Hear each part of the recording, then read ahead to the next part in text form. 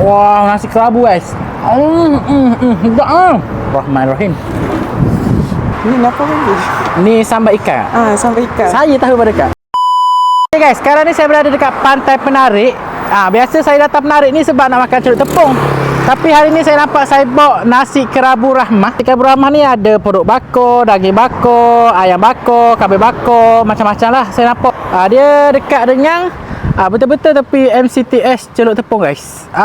Dia betul-betul ni kedai dia. Jom kita tengok macam mana. Sedap ke tak sedap guys. Assalamualaikum kak. Salam. Kak jual apa ni kak? Nasi kerabu. Nasi kerabu. Dan saya nak satu. Boleh? Tapi saya nak yang special dah. Nasi special boleh, kita letak semua lah. Saya nak semua lauk. Boleh. Kita letak Ni sayur. apa ni, Kak? Ni sayur. Sayur Apa? Lepas tu ni? Ni apa lagi? Ni sambal ikan.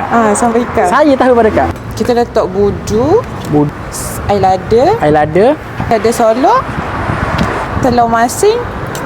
Kita Kenapa, Kak? letak lemak bakar, perut bakar, Kambing kambing.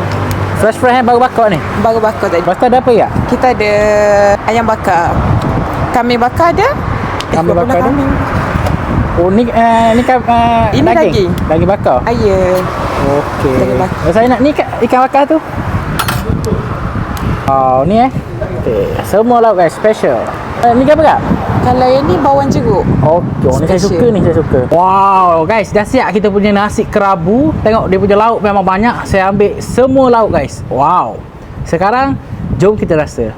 Sekarang ni cara untuk makan nasi kerabu senang saja guys. Korang kena gaul-gaulkan semua dengan dia punya budu dengan dia punya sayur guys. Yang paling saya nak rasa dia punya lemak. Bismillah. Sekarang ni kita gaul pula dengan nasi. Bismillah. Sekarang kita makan dengan lemak bakar dengan perut dia guys. Bismillahirrahmanirrahim. Wow, lepas tu ada ni ayam bakar. Bismillah. Lepas tu ada kambing bakar. Dan kita ada ikan bakar guys. Wow. Jadi saya nak makan dengan nasi. Memang paling oleh guys. Bismillah.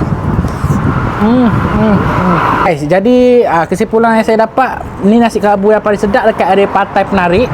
Yang mana nak rasa nasi kerabu rahmah ni, boleh datang dekat area Pantai Penarik lah. Betul-betul tepi MCTS guys.